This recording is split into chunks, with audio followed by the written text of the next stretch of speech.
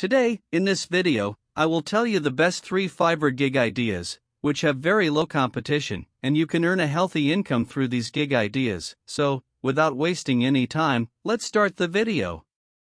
Before we get started, I want you guys to just subscribe my channel and hit the bell icon, and like if you like my video.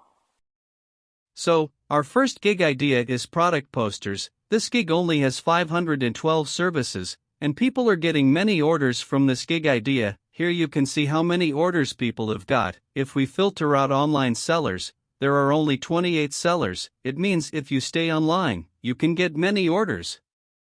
If I open up one gig and show you, this seller had 9 orders in the queue, so there is a lot amount of orders.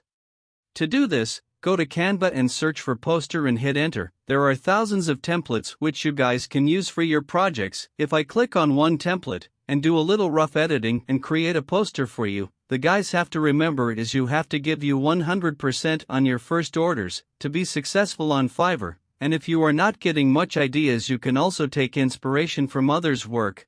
This will also helps you to design something better if it is your first time.